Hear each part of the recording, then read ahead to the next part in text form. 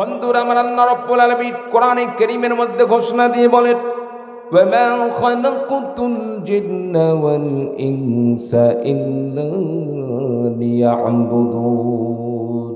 আল্লাহ রাব্বুল আলামিন বলেন, বান্দারে, আমি আল্লাহ রাব্বুল আলামিন মানব জাতি এবং জিন জাতিকে সৃষ্টি করেছি একমাত্র আমি আল্লাহ রাব্বুল আলামিনের ইবাদতের জন্য। আমার ভাইরা, আমার বন্ধুগণ, এজন্য আপনাকে আমাকে ইবাদত করতে হবে আল্লাহ রাব্বুল আলামিনের জন্য। আল্লাহ তাআলা অন্যত্র আয়াতের মধ্যে ঘোষণা দিয়ে বলেন, ওয়া কাদা রাব্বুকা আল্লা তা'বুদু ইল্লা ইয়্যাহু ওয়া বিল ওয়ালিদাইনি ইহসানা। আল্লাহ রাব্বুল আলামিন কোরআনে কারীমের মধ্যে ঘোষণা দিয়ে বলেন, আমি আল্লাহ রাব্বুল আলামিন মানব জাতির জন্য নির্দেশ দান করলাম, আল্লাহ তা'বুদু ইল্লা ইয়্যাহু, বান্দারে তুমি আমি আল্লাহ পাক ছাড়া অন্য কারো ইবাদত করবে না। আমি আল্লাহ রাব্বুল আলামিনের ইবাদত করতে হবে, আমি আল্লাহ ছাড়া অন্য কারো ইবাদত করা যাবে না। বান্দা যখন একনিষ্ঠভাবে আল্লাহ রাব্বুল আলামিনের ইবাদত করবে, আল্লাহ পাকের ইবাদত করবে, আল্লাহ রাব্বুল আলামিন বান্দার প্রতি সন্তুষ্ট হয়ে আল্লাহ রাব্বুল আলামিন দুনিয়াতে সম্মান দান করবেন, আখিরাতে আল্লাহ রাব্বুল আলামিন বান্দার জন্য জান্নাতের ব্যবস্থা করে দিবেন। চিৎকার দিয়ে বলুন সুবহানাল্লাহ। সম্মানিত উপস্থিতি, বান্দা যদি আল্লাহ পাকের ইবাদত করে, আল্লাহ রাব্বুল আলামিনের ইবাদত করে একনিষ্ঠভাবে, শিরিক মুক্ত, আল্লাহ তাআলা বান্দাকে দুনিয়াতে সম্মান দান করবেন, আখিরাতে আল্লাহ রাব্বুল আলামিন বান্দাকে জান্নাতের মেহমান বানিয়ে দেবেন। বলুন সুবহানাল্লাহ। এজন্য আপনাকে আমাকে আল্লাহর ইবাদত কেমনি করব, কিভাবে আল্লাহর ইবাদত করব? আল্লাহ রাব্বুল আলামিনের ইবাদত করতে হবে। আল্লাহ তাআলা কোরআনে কারীমের মধ্যে সমস্ত ইবাদতের কথা বলে দিয়েছেন। যেমন আমি নামাজ পড়ি কার জন্য, রোজা রাখি কার জন্য, একটু কথা বলতে হবে। রোজা রাখি কার সন্তুষ্টির জন্য, যাকাত দেই কার সন্তুষ্টির জন্য, সমস্ত আমল করি কার জন্য? একমাত্র আল্লাহ রাব্বুল আলামিনের জন্য। আমার ভাইরা, আমার বন্ধুগণ, আপনার আমার জীবন মরণ, আপনার আমার হায়াত, আপনার আমার সমস্ত একমাত্র হবে আল্লাহ পাকের জন্য। যেমন আল্লাহ তাআলা কোরআনে কারীমের মধ্যে বলেন, ইন্না সলাতি ওয়া নুসুকি ওয়া মাহইয়ায়া ওয়া মামাতি লিল্লাহি রাব্বিল আলামিন। নিঃসন্দেহে আমার নামাজ, আমার রোজা, আমার সব কিছু, ইন্না সলাতি ওয়া নুসুকি, আমার নামাজ, আমার কুরবানি, ইন্না সলাতি ওয়া নুসুকি ওয়া মাহইয়ায়া ওয়া মামাতি, আমার হায়াত, আমার মওত একমাত্র হবে লিল্লাহি রাব্বিল আলামিন, আল্লাহ রাব্বুল আলামিনের জন্য। চিৎকার দিয়ে বলুন সুবহানাল্লাহ। বন্ধুরা আমার, নামাজ যেভাবে আদায় করে আল্লাহকে খুশি করার জন্য, যাকাত দিয়ে আল্লাহকে খুশি করার জন্য, হজ করি আল্লাহকে খুশি করার জন্য, আপনার আমার সমস্ত আমল হতে হবে আল্লাহকে খুশি করার জন্য। আপনাকে আমাকে সুস্থতা দান করেছেন আল্লাহ রাব্বুল আলামিনের আল্লাহকে খুশি করার জন্য। আমার বন্ধুগণ, আপনার আমার শরীরে রক্ত না থাকলে, রক্ত না চললে আপনি আমি জীবিত থাকতে পারি না, বাঁচতে পারি না। কি বলেন, ঠিক কি না? কোনো মানুষের শরীরে যদি রক্ত না থাকে, সেই মানুষ বাঁচতে পারে না। এই রক্তটা যিনি দান করেছেন তিনি কে? আল্লাহ রাব্বুল আলামিন। আমার বন্ধুগণ, যে আল্লাহ রাব্বুল আলামিন আপনাকে আমাকে জীবিত থাকার জন্য রক্ত দান করলেন, আপনাকে আমাকে আল্লাহ তাআলা হায়াত দান করলেন, আপনাকে আমাকে জীবন দান করলেন। আল্লাহ রাব্বুল আলামিন শুধু নামাজের জন্য আল্লাহ তাআলা আপনাকে আমাকে নির্দেশ করেন নাই, যাকাত দেওয়ার জন্য আল্লাহ নির্দেশ করেন নাই, বরং আল্লাহ রাব্বুল আলামিন ঘোষণা করেন, বান্দা নামাজ তো পড়তে হবে, রোজা রাখতে হবে, হজ করতে হবে, যাকাত দিতে হবে। এর সাথে সাথে, এগুলো আমলের সাথে সাথে দুনিয়াতে আল্লাহর কোরআনে কারীমের বিধানকে আল্লাহর জমিনে প্রতিষ্ঠা করার জন্য, আল্লাহর জমিনে আল্লাহর দ্বীনকে প্রতিষ্ঠা করার জন্য বান্দা প্রয়োজনে ইসলামের জন্য তোমাকে মাঠে ময়দানে লড়াইয়ের জন্য ঝাঁপিয়ে পড়তে হবে। যেমন নবীগণ, সাহাবায়ে কেরামগণ ইসলামের জন্য, আল্লাহর দ্বীন রক্ষা করার জন্য জিহাদের ময়দানে ঝাঁপিয়ে পড়েছিলেন। সাহাবায়ে কেরামগণ যেভাবে জিহাদের ময়দানে ঝাঁপিয়ে পড়েছিলেন, রক্ত দিয়েছিলেন, জীবন দান করেছিলেন, আপনাকে আমাকে আল্লাহর দ্বীন রক্ষা করার জন্য রক্ত এবং জীবন দিতে হবে। চিৎকার দিয়ে বলুন ঠিক কিনা? আমার ভাইরা, আমার বন্ধুগণ, আমার এই সোনার বাংলাদেশে আমরা লক্ষ্য করে দেখলাম এদেশের এক শ্রেণী মানুষরা নামে মুসলমান নাম ধারণ করে মুসলমান দাবি করেও তারা মুসলমানদের রীতিনীতি অনুসরণ না করে, মুসলমানদের দেশকে অনুসরণ না করে বিধর্মীদের কথা কয় খেরে আলোচনার মধ্যে কথা বললে ঝামেলা হয়, সমস্যা হয়। একটু কালিমা পড়ুন, লা ইলাহা ইল্লাল্লাহ, লা ইলাহা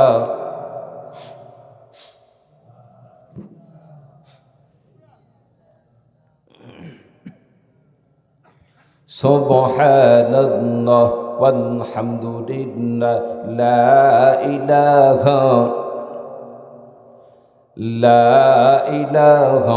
ইল্লাল্লাহ, লা ইলাহা ইল্লাল্লাহ মুহাম্মাদুর রাসূলুল্লাহ। সকলে বলি সাল্লাল্লাহু আলাইহি ওয়াসাল্লাম।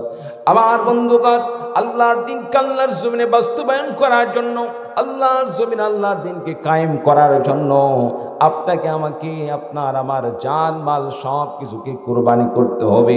আমার এই সোনার বাংলাদেশকে স্বাধীন করার পেছনে যার সবচেয়ে বেশি অবদান, বন্ধুরা আমার, আমরা সকলেই জানি এদেশকে স্বাধীন করার জন্য যিনি ঘোষণা করেছিলেন তিনি ছিলেন বগুড়ার সন্তান, আমার বন্ধুগণ, শহীদ প্রেসিডেন্ট জিয়াউর রহমান।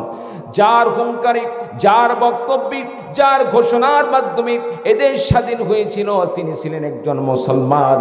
তিনি একজন মুসলমান যার রক্তে মিশেছিল মুসলমানদের রক্ত, যার অন্তরে ছিল ইমানদারের ইবাদ। আমার এই দেশকে আবার যদি সেই বিভিন্ন প্রকার যে ষড়যন্ত্র চলতেছে, কাফের মুশরিকদের বেড়াজাল থেকে এই দেশকে বাইর করে আনতে হলে আপনাকে আমাকে মুসলমানের মতো হুঙ্কার দিই, কাফের মুশরিকদেরকে পরাজিত করে ইসলামী হুকুমত প্রতিষ্ঠিত করার জন্য, ইসলামকে বিজয় করার জন্য প্রয়োজনে আপনাকে আমাকে আবারও ইসলামের পক্ষে মাঠে ময়দানে ঝাঁপিয়ে পড়ে রক্ত দিতে হবে, জীবন দিতে হবে। চিৎকার দিয়ে বলুন ঠিক কিনা?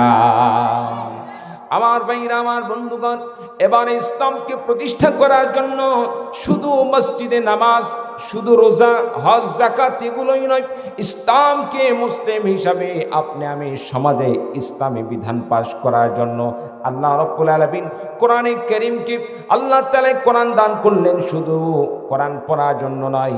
এই কোরআনে কারীমের মধ্যে আল্লাহ রাব্বুল আলামিন সব কিছু দান করেছেন। বিচার ব্যবস্থা কিভাবে পরিচালনা করবেন কোরআনে আছে না নাই? সংসদ কিভাবে চালাবেন কোরআনে আছে না নাই? বিচার ব্যবস্থা, সমাজ ব্যবস্থা সব কিছু আল্লাহ রাব্বুল আলামিন কোরআনে কারীমের মধ্যে দান করলেন। এই জন্য আপনাকে আমাকে কোরআনের বিধান পাশ করার জন্য আপনাকে আমাকে কোরআনের পক্ষে থাকতে হবে। যখন কোনো প্রকার সত্যবাদী হক্কানি রব্বানি আলেমে দ্বীন কোরআনের আন্দোলনে আপনাকে আমাকে ডাক দিবেন, এমন সময় কোরআনের পক্ষে আপনাকে আমাকে ঝাঁপিয়ে পড়তে হবে।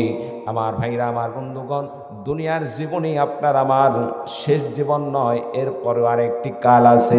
এন্তেকালের পরে কিয়ামতের দিন হাসরের ময়দানে আল্লাহ রাব্বুল আলামিন প্রত্যেকটা মানুষকে যখন পুনরুত্থিত করবেন, পুনরুত্থান করার পরে আপনাকে আমাকে সেখানে জবাবদিহিতা করতে হবে।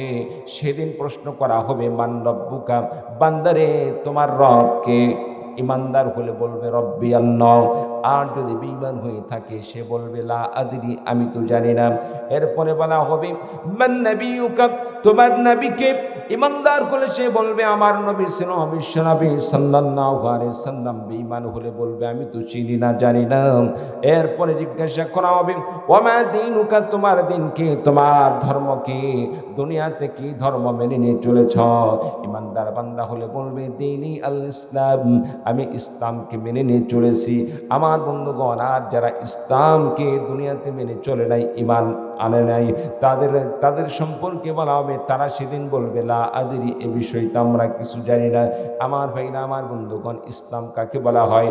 ইসলাম হলো এমন একটি জিনিস, ঈমান হলো এমন একটি জিনিস, আল্লাহ তাআলা কোরআনে কারীমের মধ্যে যা বিধান দান করেছেন সমস্ত বিধানকে মেনে নিয়ে চলার নাম হলো মুসলমান। আমরা ইসলামের কিছু অংশ মানলাম, কিছু অংশ মানলাম না, কোন অংশ আমল করে চললাম, কোন অংশ আমল করে চললাম না, এটার নাম মুসলমান না। মুসলমানের পরিচয় হলো ইসলাম গ্রহণ করলে পরিপূর্ণভাবে ইসলাম গ্রহণ করতে হবে। আল্লাহ রাব্বুল আলামিন কোরআনে কারীমের মধ্যে সেটাই ঘোষণা দিয়ে বলেন, উদখুলু ফিস সিলমি কাফা, রে আমার বান্দারা, ইসলামের মধ্যে পরিপূর্ণভাবে প্রবেশ করো। ইসলামের কোন অঙ্গ মানবে, কোন অংশ মানবে আর কোন অংশ মানবে না, এটা কখনোই মুসলমানদের কাজ হতে পারে না। মুসলমানের মূল পরিচয় হলো ইসলামকে পরিপূর্ণ মানতে হবে। চিৎকার দিয়ে বলুন সুবহানাল্লাহ। সম্মানিত উপস্থিতি, এই জন্য নামাজ যেভাবে আমরা আদায় করি, রোজা যেভাবে আদায় করি, হজ করি, যাকাত দেই, সব কার জন্য? কথা বলেন না কেন? জোরে বলেন, কার জন্য? আল্লাহকে খুশি করার জন্য। সম্মানিত উপস্থিতি, নামাজ পড়লাম আল্লাহর খুশি মতো, রোজা রাখলাম আল্লাহর সন্তুষ্টি মতো, যাকাত দিলাম আল্লাহর সন্তুষ্টি মতো। আর বিচার ব্যবস্থা যখন করতে গেলাম, বিচার করতে গিয়ে হিন্দুদের মতো, খ্রিস্টানদের মতো, ইহুদিদের মতো, এটা কি মুসলমানের পরিচয়? জোরে বলেন না। ব্যবসা বাণিজ্য করলাম বিধর্মীদের মতো, এটা কি মুমিনের পরিচয়? না। তাহলে কি করতে হবে? মুসলমান হিসাবে, ইমানদার হিসাবে আপনার আমার সমস্ত কাজ করতে হবে ইসলামের পরিপূর্ণ বিধান অনুসরণ করে। ইসলামের পরিপূর্ণ বিধানকে যদি অনুসরণ করে চলতে পারি, আল্লাহ রাব্বুল আলামিন দুনিয়াতে সম্মান দান করবেন, আখিরাতে আল্লাহ রাব্বুল আলামিন মাফ করে জান্নাত দান করবেন। বলুন সুবহানাল্লাহ। আমার ভাইরা, আমার বন্ধুগণ, আমাদের সমাজে কত মানুষ রয়েছে যারা নামাজ পড়ে, রোজা রাখে, হজ করে, যাকাত দান করে, সব কিছু করে, কিন্তু ব্যবসা বাণিজ্যের ক্ষেত্রে আল্লাহর বিধান মানে না, রাসূলের আদর্শ মানে না। আল্লাহ রাব্বুল আলামিন বললেন, বান্দারে, ব্যবসায়ী সম্পদ যখন তুমি ব্যবসার ক্ষেত্রে লেনদেন করবে, মানুষকে ধোঁকা দিও না। অথচ নামাজ পড়ি, রোজা রাখি, হজ করি, যাকাত দিই, সব কিছু করি, কিন্তু মানুষের কাছে যখন কোনো জিনিস বিক্রয় করি, তাকে বললাম একেবারে নির্ভেজাল পিওর জিনিস, কোনো ভেজাল নাই, কিন্তু 1 কেজি জিনিসের মধ্যে সেখানে দেখা যাচ্ছে 1 কেজির মধ্যে মোটামুটি 200 গ্রাম ভেজাল দিয়ে দিলাম। দুনিয়ার কোনো মানুষ না দেখলে আপনার আমার রব যিনি সৃষ্টি করেছেন, সে আল্লাহ রাব্বুল আলামিন, তিনি দেখেন কি দেখেন না? আল্লাহ রাব্বুল আলামিন দেখেন। সম্মানিত উপস্থিতি, নামাজ পড়লাম, রোজা রাখলাম, সব কিছু করলাম, কিন্তু জিনিস বিক্রয়ের সময় ভেজাল দিলাম, আল্লাহ তাআলার কাছে আপনাকে আমাকে শাস্তির সম্মুখীন হতে হবে কি হবে না? কারণ মানুষকে ধোঁকা দেওয়া এটা মুমিনের কাজ নয়। মুমিনের কাজ নয় মানুষকে ধোঁকা দান করা, মানুষকে ভেজাল দেওয়া মুমিনের কাজ নয়। অনেক বড় বড় ব্যবসায়ীদেরকে দেখা যায় নামাজ পড়ে, আল্লাহওয়ালা ব্যক্তি, কিন্তু মানুষদের সাথে লেনদেনের ক্ষেত্রে খারাপ লেনদেন করে। অনেককে এরকম দেখা গেছে যাদেরকে জরিমানা করা হয়েছে। সম্মানিত উপস্থিতি, এই জন্য নামাজ, রোজা ইত্যাদি এগুলো যেভাবে আপনাকে আমাকে পালন করতে হবে, সাথে সাথে মানুষদেরকে ধোঁকা দেওয়া থেকেও বেঁচে থাকতে হবে। কি বলেন, ঠিক কিনা? বা আমাদের গ্রামে অনেক মানুষদেরকে দেখা যায়, কৃষক বাবাজিরা সকালে উঠে ফজর নামাজ পড়তেছে, আলহামদুলিল্লাহ, ফজর নামাজ পড়ে তাসবিহ জপার পরে আমল টামল করার পরে যখন মাঠে আপনার এই যে কিছুদিন আগেই তো ইরি ধানের জন্য মাঠে যখন আলপাটা শুরু হলো, কোনো মানুষ যখন মাঠে যায় নাই, আলপাটার সময় দেখা যাচ্ছে এমনভাবে সে কাটা শুরু করছে, আল কাটা শুরু করছে, মোটামুটি যদি তাকে বছরে 10 বার করে আল কাটার জন্য সুযোগ দেওয়া হয়, প্রত্যেক বছরে তার 2 ইঞ্চি করে বাড়ানোর ব্যবস্থা করবে। আছে না নাই? এরকম লোক আছে না নাই? আচ্ছা, এই যে মানুষের জায়গাটাকে অন্যায়ভাবে দখল করা, অন্যায়ভাবে দখল করা, আল্লাহ তাআলা এটা কি দেখেন না ভাই? অবশ্যই দেখেন। আল্লাহ রাব্বুল আলামিন এর ব্যবস্থা করবেন, এর জন্য কঠিন আযাবের সম্মুখীন করবেন। এই জন্য আমাদেরকে এই সমস্ত ধোঁকা দেওয়া থেকে বিরত থাকতে হবে। রাজি আছেন তো ইনশাআল্লাহ? রাজি আছেন তো ইনশাআল্লাহ?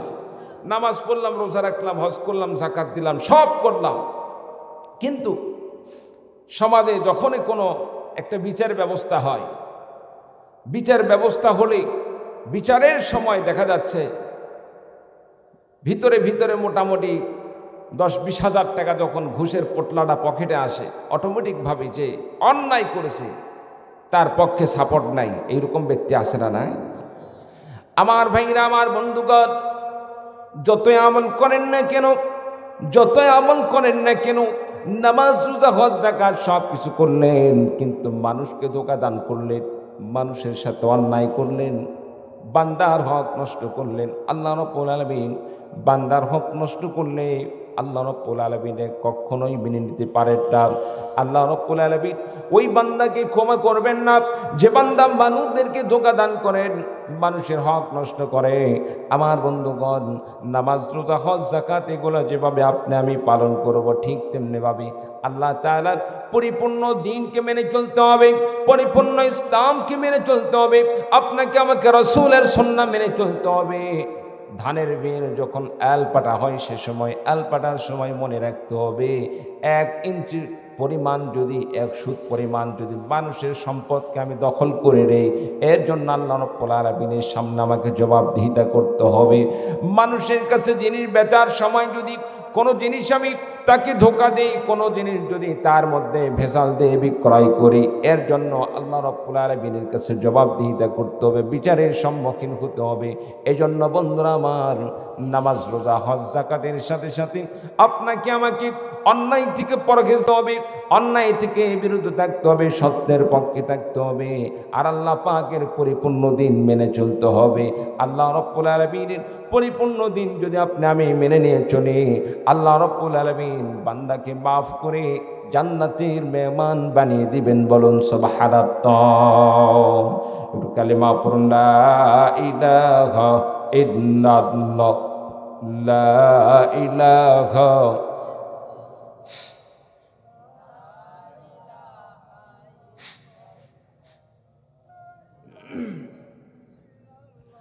সুবহানাল্লাহ ওয়ালহামদুলিল্লাহ, লা ইলাহা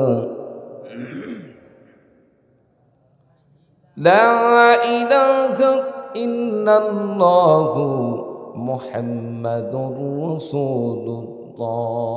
সকলে বলি সাল্লাল্লাহু আলাইহি ওয়াসাল্লাম। প্রিয় ভাই সব, আমরা নামাজ পড়তে গিয়ে আল্লাহর সন্তুষ্টির জন্য নামাজ পড়লাম, রোজা রাখলাম, হজ করলাম, যাকাত দিলাম, অনেক ক্ষেত্রে আমরা আল্লাহর বিধানকে পরিপূর্ণভাবে অনুসরণ করতে পারি না। যেমন বিচার ব্যবস্থা কিভাবে আপনার আমার মুসলিম হিসাবে সমাজে ইসলামী বিচার ব্যবস্থা পরিচালনা করা দরকার, আমরা ইসলামী বিধান মোতাবেক বিচার ব্যবস্থা পরিচালনা করতে পারি না, কারণ আমাদের ব্যর্থতা। বিচার ব্যবস্থা পরিচালনা করার মতো আমরা মুসলিম হিসাবে মুসলমানের যেটা কর্তব্য, সেই পর্যায়ে আমরা পুষতে পারি নাই। চিল্লা বড় ঠেকেরা। কারণ রাষ্ট্রের মূল কাঠামোতে, রাষ্ট্রের মূল চেয়ারে যদি আমাদের ইসলামী জ্ঞান সম্পন্ন কোনো আলেম, আল্লাহওয়ালা ব্যক্তি যদি সেখানে বসত, সংসদের প্রধান হতো, বিচার ব্যবস্থার প্রধান হতো, তাহলে আল্লাহর কোরআনের বিধান দিয়ে বিচার ব্যবস্থা হতো, আল্লাহর কোরআনের বিধান দিয়ে সমাজ ব্যবস্থা পরিচালিত হতো। সম্মানিত উপস্থিতি, আমরা সেটা করতে পারি নাই, এটা আমাদের ব্যর্থতা। আমরা নামাজ পড়ি যেভাবে আল্লাহকে খুশি করার জন্য, রোজা রাখি আল্লাহকে খুশি করার জন্য, ঠিক তেমনিভাবে সমাজ পরিচালনাও আল্লাহকে খুশি করার জন্য আল্লাহর বিচার ব্যবস্থার মাধ্যমে আল্লাহর বিধান দিয়ে হওয়া দরকার। চিল্লা বলুন ঠিক কিনা? আমার ভাইরা, আমার বন্ধুগণ, কাফির মুশরিকরা সুকৌশলে দিনে দিনে মুসলমানদের ধর্মীয় বিষয়ের প্রতি তারা এমনভাবে শিরিক কুফুরগুলো ঢুকে দিচ্ছে, আমরা বুঝতে পারতেছি না, আমরা অনেকেই অনুভব করতে পারতেছি না। এমন একটি সময় ছিল আপনার আমার সংবিধানের শুরুতে বিসমিল্লাহ লেখা ছিল, কি বলেন ঠিক কিনা? রাষ্ট্রীয় ধর্ম ছিল ইসলাম, এগুলোকে দিনে দিনে দিনে দিনে বাদ দেওয়ার চক্রান্ত চলতেছে। যে দেশে 95% মুসলমান, সে দেশে মুসলমানদের বিসমিল্লাহকে যদি বাদ দেওয়া হয়, সে দেশে মুসলমানদের বিসমিল্লাহ বাদ দিয়ে সে দেশে রাষ্ট্রীয় ধর্ম ইসলামকে যদি বাদ দেওয়ার মতো বিভিন্ন প্রকার তারা চক্রান্ত করে, দুঃসাহস দেখায়, তাহলে মনে করতে হবে এটা আপনি আমি মুসলমান হয়ে আপনার আমার ব্যর্থতা। কারণ আপনি আমি এমনভাবে ইমানি শক্তির প্রমাণ দেখাইতে পারে নাই, বিসমিল্লাহকে তো বাদ দেওয়া দূরের কথা, যারা বাদ দিবে তারা বাদ দেওয়ার মতো কোনো প্রকার পরিকল্পনাও করতে পারে না। চিন্তা বলুন ঠিক কিনা? আমার ভাইরা, আমার বন্ধুগণ, আপনাকে আমাকে আরেকটি জিনিস খেয়াল রাখতে হবে। আপনি আমি অনেক সময় শিরকের মধ্যে লিপ্ত হয়ে যাই। বলতে পারেন হুজুর কেমনে শিরিক? আপনি আমি খাবার খাই, খাবার খাওয়ানোর মালিককে, রিজিক দেওয়ার মালিককে একটু আওয়াজ দিয়ে বলতে হবে, আপনাকে আমাকে যিনি রিজিক দান করেন তার নাম কি? আপনাকে আমাকে যিনি খাওয়ান পরান তার নাম কি? আমার ভাইরা, আমার বন্ধুগণ, নামাজ পড়ে আল্লাহকে খুশি করার জন্য, রোজা রেখে আল্লাহকে খুশি করার জন্য, কিন্তু যখন দোকানদার ভাই রয়েছেন, অনেক মুসলমান দোকানদার ভাই দোকান খোলার সময় আল্লাহর বিধান অনুযায়ী দোকান না খুলে আমরা কাফের মুশরিকদের অনুসরণ করে দোকান খুলে, এরকম আছে না নাই? দোকান খোলার সময় অনেককে দেখা যায় দোকানের সামনে মাথা নত করে। কি ভাই, আছে না নাই? বগুড়াতে মনে হয় নাই, দোকানে সালাম করে, আছে না নাই? হ্যাঁ, আছে না? বগুড়াতে বেশি? আচ্ছা আচ্ছা আচ্ছা, বগুড়াতে বেশি। সম্মানিত উপস্থিতি, দোকানকে কি সিদ্ধা করা জায়গা? কথা বলেন, দোকানকে ভক্তি করা জায়গা না। তাহলে কি করবেন? দোকান খোলার সময় আল্লাহর নাম দিয়ে শুরু করেন। দোকান খোলার সময় আল্লাহর নাম দিয়ে আপনি দোকান খোলেন। দোকান যখন বন্ধ করবেন আল্লাহর নাম দিয়ে দোকান বন্ধ করেন। সম্মানিত উপস্থিতি, যে সমস্ত ভাইরা চাকরি করেন, চাকরিতে সকালে যখন জবে যাবেন সে সময় আল্লাহর নাম দিয়ে শুরু করে বিসমিল্লাহ বলে আপনি বাড়ি থেকে বের হন, আবার বিসমিল্লাহ বলে বাড়িতে ফিরেন। বিসমিল্লাহ বলে যে সমস্ত ভাইরা বিভিন্ন প্রকার কাজ করি, আমরা রিক্সা চালাই, ভ্যান চালাই, মাইক্রো চালাই, এই সমস্ত ভাইরা সকালবেলা বিসমিল্লাহ দিয়ে কাজ শুরু করি। অনেক ভাই ড্রাইভিং শুরু করার সময়, গাড়ি চালানো শুরু করার আগে স্টিয়ারিংয়ে এরকমভাবে সালাম করতে থাকে। কি ভাই, আছে না নাই? আছে না? আচ্ছা বলেন তো দেখি, ওই গাড়িকে সালাম করলে গাড়ি কি তাকে বাঁচাইতে পারবে? গাড়ি কি তার ভাগ্য খুলে দিতে পারবে? না। কারণ ভাগ্য পরিবর্তন করার মালিক তো গাড়ি না, ভাগ্য পরিবর্তন করার মালিক কে? বিপদ থেকে বাঁচানোর মালিক কে? রিজিকের ফয়সালা করার মালিক কে? আল্লাহ রাব্বুল আলামিন। বন্ধুরা আমার, এই জন্য গাড়ি শুরু করার সময় গাড়ির টিয়ারিং এর সামনে সালাম নয়, মাথা নত করা নয়। দোকান খোলার সময় দোকানের সামনে মাথা নত করা নয়। আল্লাহর নাম নিয়ে শুরু করুন, নবীর সুন্নাহ নিয়ে শুরু করুন। আল্লাহর নবী বিশ্ব নবী সাল্লাল্লাহু আলাইহি সাল্লাম হাদিস শরীফের মধ্যে বলেন, কুল্লু আমরিন দিবারিন লাম ইবদা বিহামদিল্লাহি আও বিসমিল্লাহি ফাহুয়া আক্তাউ। প্রত্যেকটা বান্দার গুরুত্বপূর্ণ কাজ যদি বিসমিল্লাহ দিয়ে না শুরু করা হয়, সে কাজের মধ্যে কোনো বরকত থাকে না, সে কাজটা বরকতহীন হয়ে যায়। আমার বন্ধুগণ, শুধু তাই নয়, আল্লাহর নবী বিশ্ব নবী সাল্লাল্লাহু আলাইহি ওয়াসাল্লাম বলেন, যে কাজ বিসমিল্লাহ দিয়ে শুরু করা হয় আল্লাহ রাব্বুল আলামিন সে কাজের মধ্যে বরকত দিয়ে দেন। আল্লাহ রাব্বুল আলামিন বরকতে ভরপুর করে দেন।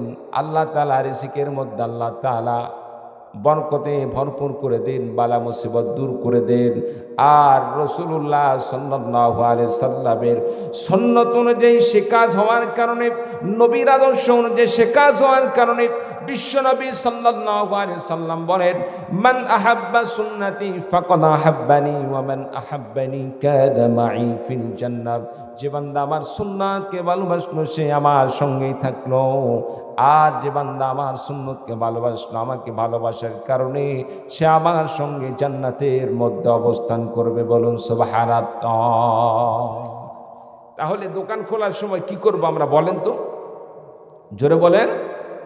বিসমিল্লাহ দিয়ে আমরা দোকান খুলব, দোকান বন্ধ করব তখনও কি দিয়ে? বিসমিল্লাহ দিয়ে আমরা দোকান বন্ধ করব। আপনারা মনে হয় ঝিমিয়ে পড়ছেন, ঘুম ধরছে না? একটাবার হাত তোলেন তো দেখি, হাতটা তোলেন। হ্যাঁ, সকলে হাত তোলেন, হাতটা নাড়া দেন দেখি। ওই যে বাবাজি চাদরের ভিতরে হাত এরকম করে এরকম করতেছে, তাহলে হলো? হাতটা বের করেন বাবাজি, হ্যাঁ বের করেন, মাশাআল্লাহ। এই তো টান টান করে তাকবীর হবে, তাওহীদ তাকবীর, নারায়ে তাকবীর, দিন ইসলাম, দিন ইসলাম, লিল্লাহি তাকবীর। বাস, হাত নামান। সম্মানিত উপস্থিতি, তাহলে আল্লাহর নাম নিয়ে আমাদেরকে শুরু করতে হবে, আর নামাজ ছাড়া যাবে না। নামাজ ছাড়বো না কেন? নামাজের মাধ্যমে আল্লাহ রাব্বুল আলামিন বান্দার কামাই রোজগারে বরকত দান করে। নামাজের মাধ্যমে আল্লাহ তাআলা বান্দার সম্মান বৃদ্ধি করে দেন। নামাজের মাধ্যমে আল্লাহ রাব্বুল আলামিন আখিরাতে বান্দার জন্য জান্নাতের বরাদ্দ দিয়ে দেন, বলুন সুবহানাল্লাহ। আমার ভাইরা, আমার বন্ধুগণ, নামাজ না পড়লে ক্ষতি কি? বিশ্বনবী সাল্লাল্লাহু আলাইহি সাল্লাম হাদিস শরীফের মধ্যে ঘোষণা দিয়ে বলেন, মান তারাকা সালাতান মুতাআম্মিদান ফাকাদ কাফারা। যে বান্দা এক ওয়াক্ত নামাজ ইচ্ছাকৃতভাবে তরক করলো, নামাজ ছেড়ে দিল, এক ওয়াক্ত নামাজ আদায় করলো না, ফাকাদ কাফারা। আমার নবী বিশ্বনবী ডাক দিয়ে বললেন, সে যেন কুফরি করলো। আমার ভাইরা, আমার বন্ধুগণ, এজন্য নামাজ ছাড়া যাবে না। যে বান্দা নামাজ আদায় করলো, নামাজওয়ালা হয়ে গেল, আল্লাহ রাব্বুল আলামিন নামাজি বান্দাদের মধ্যে অন্তর্ভুক্ত করে দিয়ে আল্লাহ পাক আখিরাতে তাকে জান্নাতের মেহমান বানিয়ে দিবেন, সুবহানাল্লাহ।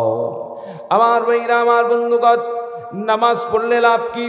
আল্লাহ রাসূল সাল্লাল্লাহু আলাইহি সাল্লাম হাদিস শরীফের মধ্যে ঘোষণা দিয়ে বলেন, আউয়ালু মা ইউহাসাবু বিহিল আবদু ইয়াউমাল কিয়ামাতিস সালাহ। কিয়ামতের দিন সর্বপ্রথম বান্দার কাছ থেকে যে জিনিসের হিসাব নেওয়া হবে সেটা হলো নামাজ। মানুষের যদি নামাজ ঠিক হয়ে যায়, মানুষ যদি ঠিক মতো নামাজ আদায় করে, বান্দার আমল নামায় নামাজের আমল যদি সঠিক হয়ে যায়, হাসরের ময়দানে আল্লাহ রাব্বুল আলামিন বান্দার সর্বপ্রথম নামাজের হিসাব নেবেন। বান্দা যদি নামাজের সঠিক হিসাব দিতে পারে, আল্লাহ রাব্বুল আলামিন বান্দার জন্য অন্যান্য হিসাবগুলো সহজ করে দিবেন। বান্দা হজের হিসাব সহজ করে দিবেন, যাকাতের হিসাব সহজ করে দিবেন, রোজার হিসাব সহজ করে দিবেন। সমস্ত হিসাবগুলো সহজ করে আল্লাহ রাব্বুল আলামিন বান্দাকে সহজে জান্নাতে যাওয়ার ব্যবস্থা করে দিবেন, বলুন সুবহানাল্লাহ। আমার ভাইরা, আমার বন্ধুগণ, এজন্য নামাজ পড়তে হবে। নামাজ পড়লে আল্লাহ রাব্বুল আলামিন বান্দাকে অন্যান্য গুনাহ থেকে বাঁচার ব্যবস্থা করে দেন। সাধারণত যে সমস্ত বান্দারা নামাজ পড়ে, আল্লাহ রাব্বুল আলামিন নামাজে মানুষদেরকে, নামাজে বান্দাদেরকে দুনিয়াতে আল্লাহ রাব্বুল আলামিন অনেক সম্মান দান করেছেন, ইজ্জত দান করেছেন। যে বান্দা দুনিয়াতে নামাজ আদায় করে, দেখবেন মানুষরা দেখলেই তাকে অন্যান্য মানুষদের চাইতে একটু আলাদা নজরে দেখে। নামাজি ব্যক্তি দেখলে অবশ্যই মানুষরা তাকে সম্মান করে, চিৎকার দিয়ে বলুন ঠিক কিনা। সম্মানিত উপস্থিতি, আশেপাশে কোনো বাজার থাকলে, বাজার ঘাটে যখন মানুষরা চা স্টলে বিভিন্ন দোকানে আড্ডা দেয়, আড্ডা দেওয়ার সময় সেই দোকানে যখন কোনো নামাজি ব্যক্তি যায়, কোনো নামাজি ব্যক্তি যায়, স্বাভাবিকভাবে মানুষরা চেয়ার ছেড়ে দিয়ে, টেবিল ছেড়ে দিয়ে বলে, চাচা এখানে বসেন, এখানে বসে আপনি আরামে এখানে চা খান। এরকম সমাজে আছে না নাই ভাই? আছে। আমার ভাইরা, আমার বন্ধুগণ, নামাজি ব্যক্তিদেরকে দুনিয়াতে মানুষ যদি সম্মান করে, মানুষই যদি সম্মান করে, তাহলে আল্লাহ রাব্বুল আলামিন আখিরাতে তার কেমন সম্মান রেখেছেন। আল্লাহ রাব্বুল আলামিন নামাজি বান্দাদেরকে আখিরাতে আল্লাহ পাক জান্নাতের মেহমান বানিয়ে দিবেন, বলুন সুবহানাল্লাহ। কালিমা পড়ুন লা ইলাহা ইল্লাল্লাহ লা ইলাহা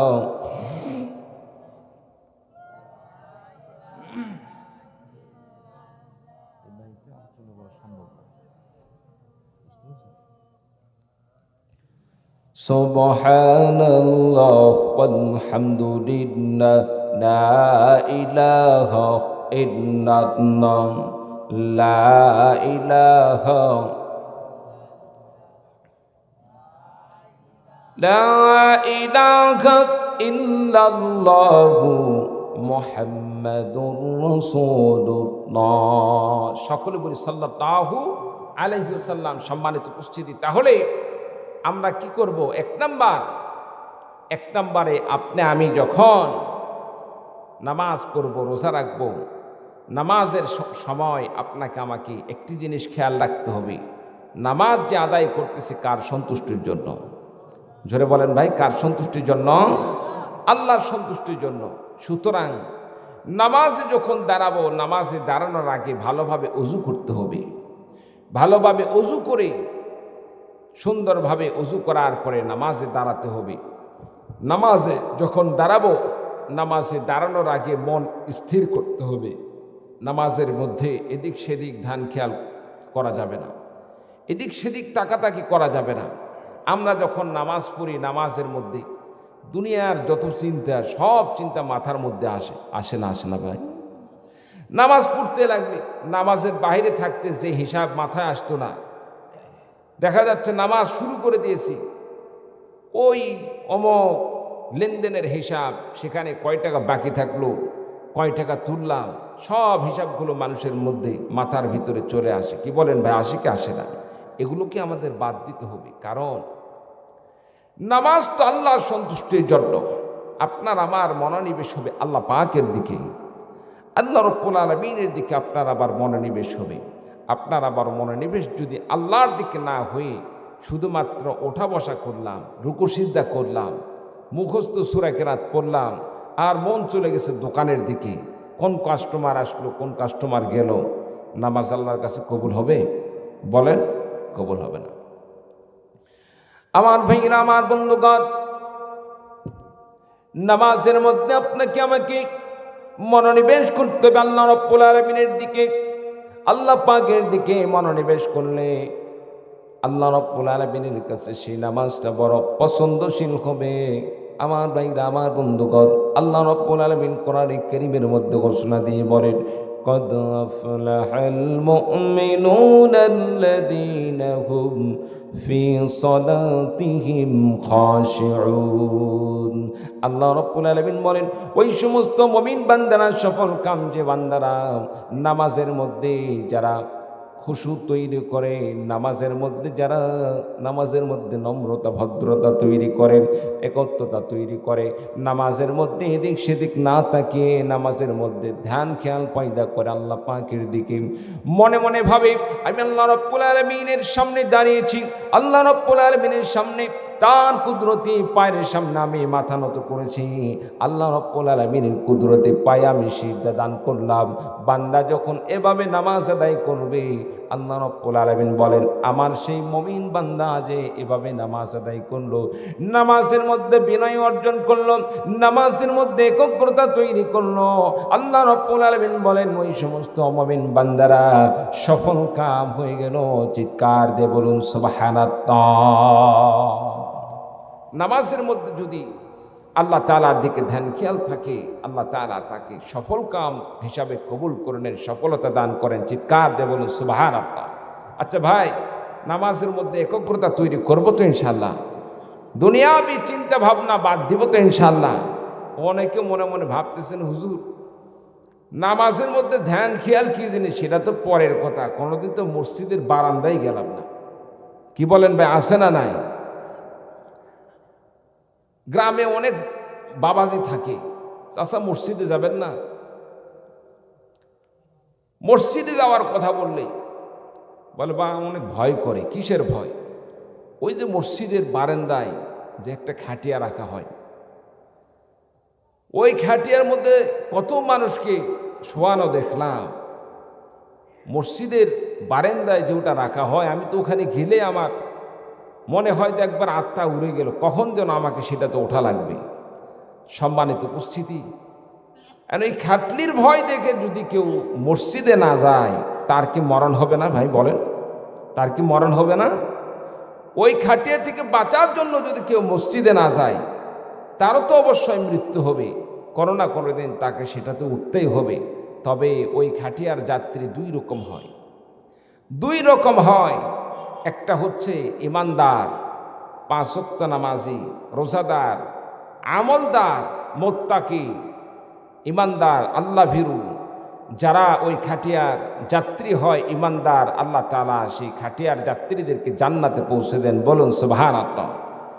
আর যে সমস্ত বান্দারা খাটিয়া দেখার কারণে ওটার ভয়ে নামাজই পড়ে না, মসজিদে যায় না, তাকেও একদিন উঠতে হবে, তবে বেঈমান হয়ে, বেনামাজি হয়ে তার ঠিকানা হবে জাহান্নাম। চিৎকার দিয়ে বলুন ঠিক কিনা? সুতরাং খাটলির ভয় না করে আপনাকে আমাকে মসজিদে যেতে হবে, 5 ওয়াক্ত নামাজ জামাতের সাথে আদায় করতে হবে। রাজি আছেন তো ইনশাআল্লাহ? রাজি আছেন তো ইনশাআল্লাহ? সম্মানিত উপস্থিতি, আলোচনা করার মতো আমি আর এনার্জি পাচ্ছি না। তো আপনাদের কাছে আমার যেটা আবেদন সেটা হচ্ছে 5 ওয়াক্ত নামাজ ঠিকমতো আদায় করবেন। পারবেন তো ইনশাআল্লাহ? রাজি আছেন তো ইনশাআল্লাহ? কে কে 5 ওয়াক্ত নামাজ পড়বেন একটু দুহাত তুলে দেখান তো দেখি। লিল্লাহি তাকবীর, লিল্লাহি তাকবীর। আল্লাহ তাআলা সকলকে কবুল করুন, আমিন। সম্মানিত উপস্থিতি, নামাজ পড়ব, ব্যবসা বাণিজ্য হক হালাল পথে করব, রসুলের সুন্নাহ মোতাবেক করব, মানুষদেরকে ধোঁকা দেব না, মানুষদেরকে অন্যায়ভাবে ধোঁকা দেব না। ব্যবসার মধ্যে মানুষদেরকে অনেকে মালের মধ্যে ভেজাল দেয়, এই কাজটা করা যাবে না। রাজি আছেন তো ইনশাআল্লাহ? তারপরে ব্যবসা বাণিজ্যের ক্ষেত্রে রসুলের সুন্নাহ মোতাবেক ব্যবসা করব। ঘরের দরজা যখন খুলবেন বিসমিল্লাহ বলে খুলবেন, দরজা যখন তালা মারবেন বিসমিল্লাহ বলে মারবেন। মা বোনরা যারা বাসায় অবস্থান করছেন, মা বোনদেরকে বলি, মা বোনেরা যখন রান্না বাড়ি শুরু করবেন, কোটাকুটি শুরু করবেন, বিসমিল্লাহ দিয়ে শুরু করবেন। আল্লাহ তাআলা কাজের মধ্যে বরকত দান করবেন, সংসারের মধ্যে বরকত দান করবেন। আল্লাহ তাআলা বালা মুসিবত দূর করে দেবেন, বলুন সুবহানাল্লাহ। আমার ভাইরা, আমার বন্ধুগণ, শেষ পর্যায়ে মা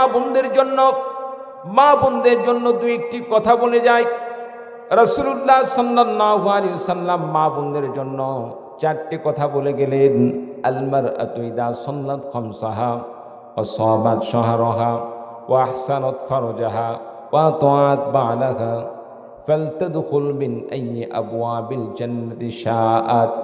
আল্লাহ রাব্বুল আলামিন মা বোনদের জন্য, আল্লাহ পাক তাদের জন্য জান্নাতে যাওয়া সহজ করে দিলেন। মা বোনেরা যখন, কোনো মহিলা যখন 4টি কাজ করবে, 1 নাম্বার মান সাল্লাত খামসাহা, 5 ওয়াক্ত নামাজ যথাযথভাবে আদায় করবে। 2 নাম্বার রমাদান মাসের রোজা পালন করবে। 3 নাম্বার বিশ্বনবী সাল্লাল্লাহু আলাইহি সাল্লাম বলেন ও আহসানাত ফারজাহা, নিজের লজ্জাস্থানকে হেফাজত করবে, জিনা ব্যভিচারের মধ্যে লিপ্ত হবে না, পর্দা পশিদা করে চলবে, মানুষদের সামনে, পরপুরুষদের সামনে, বেগানা পুরুষদের সামনে পর্দাহীন হয়ে চলবে না। নবীজি 4 নম্বরে বলে ওয়া আতাআত মালাকা, স্বামীর আনুগত্যতা স্বীকার করে নেবেন, স্বামীর কথা মেনে চলবে, স্বামীর খেদমত করবে। নবীজি বললেন ফালতাদখুল মিন আইয়ি আবওয়াবিল জান্নাতি শাআত, আল্লাহ রাব্বুল আলামিন তার জন্য জান্নাতের 8টি দরজা খুলে দিবেন। যে দরজা দিয়ে তার জান্নাতে প্রবেশ করার মন চাই, সে দরজা দিয়ে জান্নাতে প্রবেশ করে নেবে, বলুন সুবহানাল্লাহ। সম্মানিত উপস্থিতি, তাহলে মা বোনদেরকে আমাদের কি করতে হবে? আপনার আমার যে মেয়েটা ছোট আছে, তাকে দিনদার বানাতে হলে বাড়ির যে কর্তা আছে, বাড়ির যে মহিলা আছে, আপনার আমার স্ত্রী, আপনার আমার মা, তারা নামাজি হতে হবে। মায়েরা যখন নামাজ পড়বে, মায়ের দেখা দেখে সন্তানরাও নামাজ পড়বে। কি বলেন ঠিক কিনা? মা যদি নামাজ না পড়ে সন্তান কি নামাজ পড়তে যাবে? না। মা যখন নামাজে দাঁড়াবে, দেখবেন মায়ের দেখা দেখে সন্তানও নামাজে দাঁড়িয়ে যাবে। বিশেষ করে মেয়েরা মায়ের সাথে সাথে সে নামাজে দাঁড়িয়ে যাবে। সন্তান যখন মায়ের সাথে নামাজে দাঁড়িয়ে যায়, ছেলে কিংবা মেয়ে যে হোক না কেন, বাবা কিংবা মার সাথে যখন নামাজে দাঁড়িয়ে যায়, মা যখন আল্লাহু আকবার বলে নামাজ শুরু করে দেয়, বাবা যখন আল্লাহু আকবার বলে নামাজ শুরু করে দেয়, সন্তান মা বাবার চেহারার দিকে তাকিয়ে তাকিয়ে সেও হাত তুলে হাত বাঁধে। এরপরে সানা পড়ে, সানা পড়ার পরে সূরা আউযু বিল্লাহ বিসমিল্লাহ পড়ে, সূরা ফাতিহা পড়ে, সূরা অন্যান্য সূরা মিলায়। আমার বন্ধুগণ, সন্তান মার দেখা দেখি বাবার দেখা দেখি সেও মুখ লড়াতে থাকে। সে তো সূরা কেরাত পড়তে জানে না, কিন্তু মায়ের মুখের দিকে তাকিয়ে থেকে পড়তে থাকে। মায়ের দেখা দেখি সন্তান যখন মুখ লড়াইতে থাকে, আল্লাহ রাব্বুল আলামিন ফেরেশতাদেরকে বলে, ফেরেশতারে আমার ছোট্ট বান্দা বান্দি মায়ের দেখা দেখি বাবার দেখা দেখি সে যে মুখ লড়াইতেছে, যদিও সে পড়তে পারে না, মা বাবা যে সূরা কেরাত পড়ছে, যে দোয়া পড়ছে, ওই দোয়া পড়ার সমপরিমাণ সওয়াব আমার ছোট্ট বান্দার আমল নামাই দিয়ে দাও। বলুন সুবহানাল্লাহ। ছোট্ট বাচ্চার আমল নামায় আল্লাহ রাব্বুল আলামিন সেই সওয়াবটুকু দান করেন। এজন্য সন্তানদেরকে যদি দিনদার বানাতে চান, সন্তানদেরকে যদি আল্লাহওয়ালা বানাতে চান, সন্তানদেরকে দিনদার বানানোর জন্য বাড়ির যারা গার্জিয়ান আছে আমরা তাদেরকে আগে সচেতন হতে হবে, সজাগ হতে হবে। মা বাবা যদি নামাজে দাঁড়িয়ে যায়, নামাজ আদায় করে, মা বাবার দেখা দেখে সন্তানও নামাজ পড়া শুরু করবে। মা বাবা যদি আল্লাহওয়ালা হয়, সন্তানও আল্লাহওয়ালা হয়ে যাবে। মা বোনদেরকে বলবো, আপনি 5 ওয়াক্ত নামাজ বাড়িতে পড়বেন, পড়ার সময় সন্তানকে পাশে নিয়ে আদায় করুন, আল্লাহ তাআলা সওয়াবের ব্যবস্থা করে দেবেন। বলুন সুবহানাল্লাহি ওয়া বিহামদিহি, সুবহানাল্লাহিল আযীম। কালিমা পড়ুন লা ইলাহা ইল্লাল্লাহ। ভাই তাহলে দোয়া করে দিই, কালেকশন আছে?